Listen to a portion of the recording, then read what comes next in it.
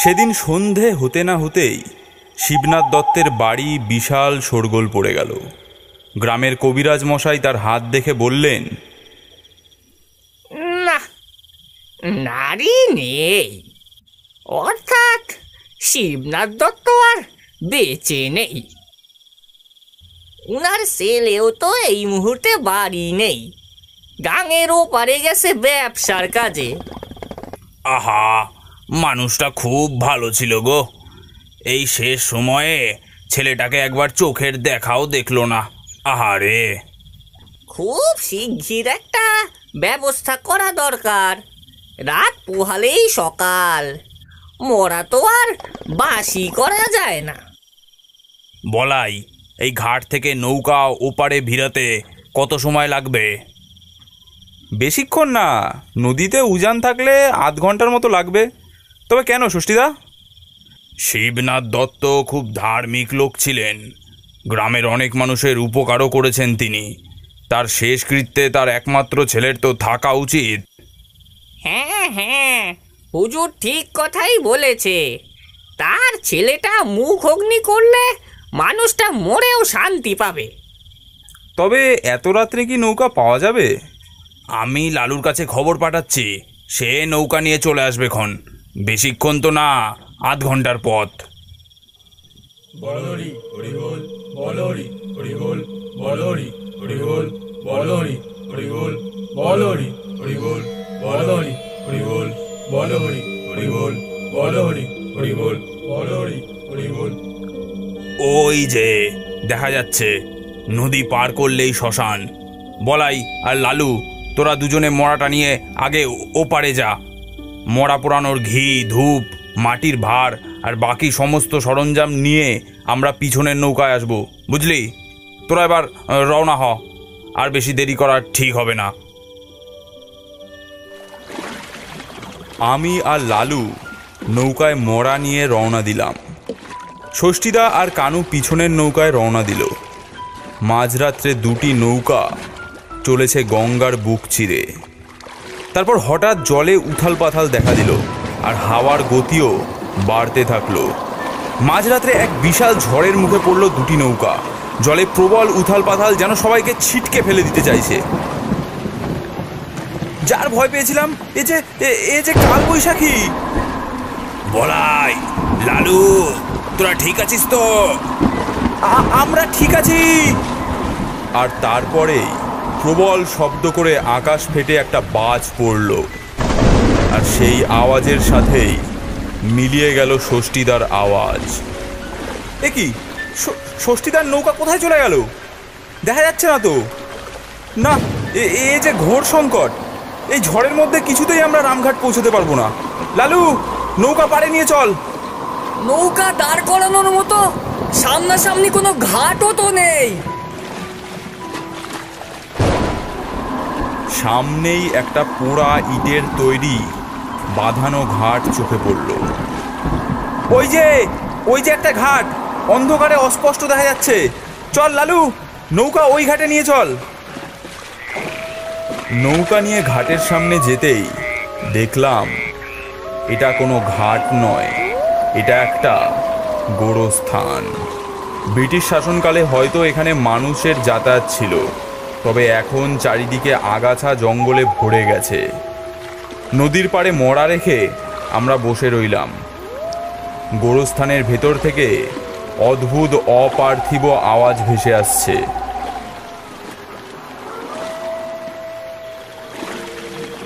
কিছুক্ষণ বসে থাকার পর দেখলাম ষষ্ঠীদা নৌকা চালিয়ে ঘাটে আসলো। এ কি ষষ্ঠীদা, তুমি একা কেন? বাকি সবাই কোথায়? অঘটন ঘটে গেছে রে বলাই। ঝড়ের সময় কানু। কি হয়েছে? কানুকে আমি বাঁচাতে পারলাম না বলাই। ওই ঝড়ের প্রকোপে ও নদীর জলে তলিয়ে গেল। কিন্তু কানু তো একেবারে পাকা সাঁতারু, ও কিভাবে ডুবতে পারে? না না না, ও নিশ্চয়ই সাঁতরে অন্য কোথাও গিয়ে উঠেছে। কিন্তু বৃষ্টি না থামা পর্যন্ত আমরা কিছুই করতে পারবো না। হ্যাঁ, এখন অপেক্ষা করা ছাড়া তো আর কোনো উপায়ও নেই। ষষ্ঠীদা, তোমার চোখ দুটো এমন লাল দেখাচ্ছে কেন? এই ঝড় বৃষ্টির ঠান্ডা জল চোখে গেলে চোখ তো লাল হবেই। যাই হোক, চলো এখানে বৃষ্টিতে না ভিজে গোরস্থানের ভেতরে কোনো গাছের তলায় গিয়ে দাঁড়াই। আর মরা? মরাটা এখানেই থাক, ওর তো শরীরে আর প্রাণ নেই যে পায়ে হেঁটে চলে যাবে, ওর কিচ্ছু হবে না। তারপর আমরা গোরস্থানের ভেতর দিয়ে চলে গেলাম। দুদিকে সারি সারি নিম গাছের মধ্যে দিয়ে রাস্তা চলে গেছে সোজা জঙ্গলের দিকে। বৃষ্টি তখনও পড়েই চলেছে। ষষ্ঠীদা বলল, ওই যে চল ওই ওই গাছটার নিচে গিয়ে দাঁড়াই। আমরা সবাই একটা প্রকাণ্ড অশ্বত্থ গাছের তলায় গিয়ে দাঁড়ালাম। বৃষ্টি তখনও মুষলধারে পড়ে চলেছে। হঠাৎ একটা মড়মড় শব্দ করে আমাদের পাশে গাছের একটা ডাল ভেঙে পড়ল। আমরা একটু সতর্ক হয়ে দাঁড়ালাম। তারপর চাপা গলায় একটা ডাক শোনা গেল,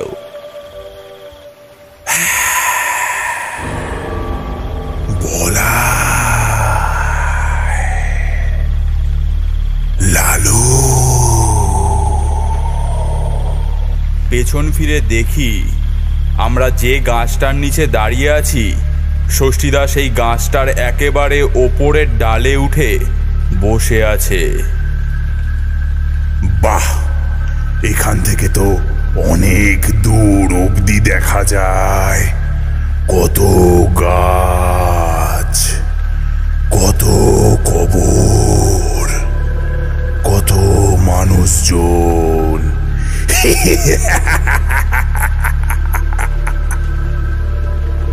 ও ষষ্ঠীদা, গাছের ওপর উঠেছ কেন?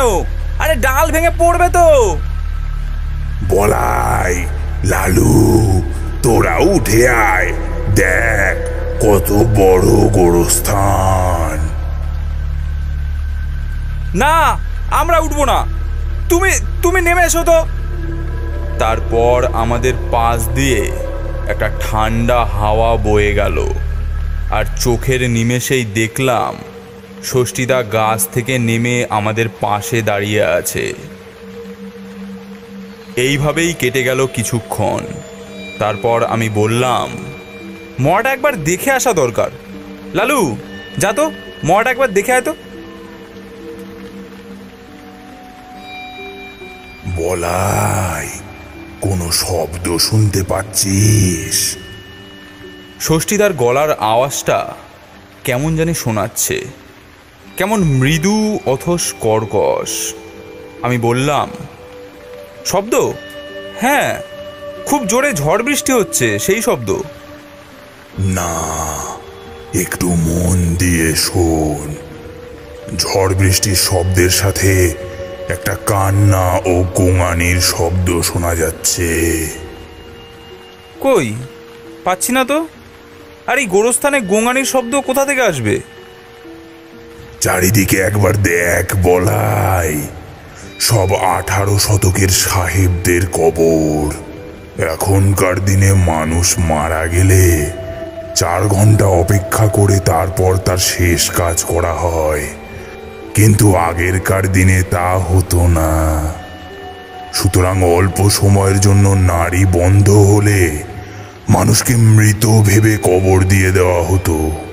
তাদের মধ্যে কেউ কেউ সত্যিকারের মারা যেত, আবার কেউ কেউ বেঁচে থাকতো। কবর দেওয়ার পর তাদের জ্ঞান ফিরতো।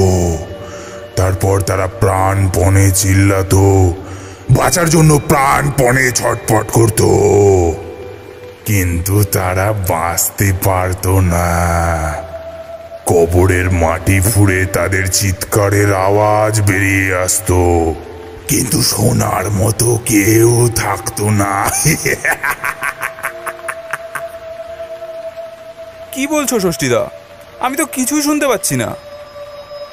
কিন্তু আমি শুনতে পাচ্ছি, তারা সবাই ক্ষুধার্ত।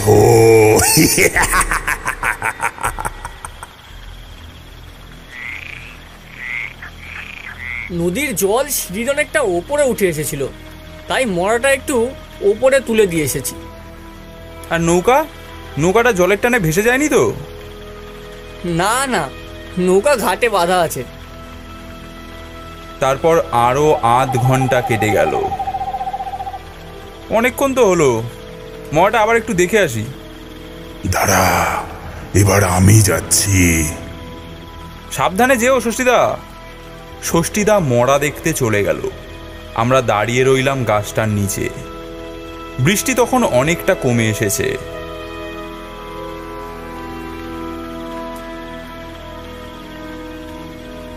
কিরে, এতক্ষণ হয়ে গেল, ষষ্ঠীদা এখনো ফিরছে না কেন? চল তো গিয়ে দেখি। আমরা দৌড়ে ঘাটের সামনে গেলাম। গিয়ে দেখলাম ষষ্ঠীদা মরাটার বুক চিরে মাংস খুবলে নিয়ে খাচ্ছে। কি ভয়ঙ্কর দৃশ্য! সিঁড়িটা পুরো রক্তে ভরে গেছে। ষষ্ঠীদার চোখ দুটো রক্তের মতো লাল হয়ে এসেছে। তারপর ষষ্ঠীদা আমাদের দিকে ফিরে তাকালো। তারপর এক বীভৎস অট্টহাসি দিল।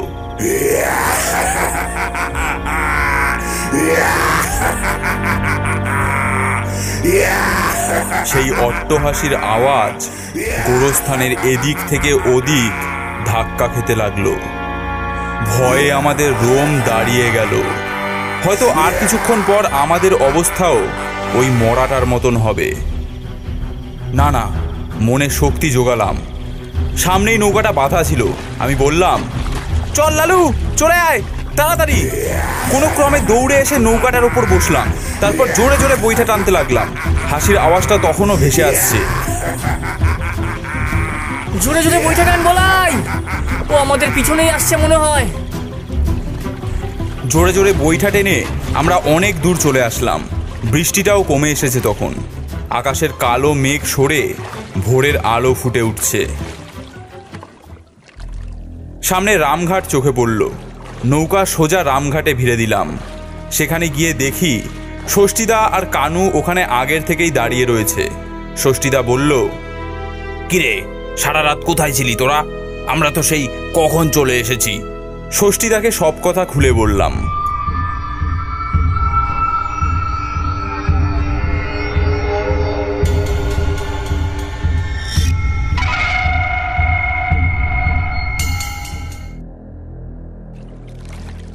তারপর সবাই মিলে নৌকায় ওই ঘাটে আসলাম। ঘাটে এসে দেখি শিবনাথ দত্তের বুক চেরা মৃতদেহটা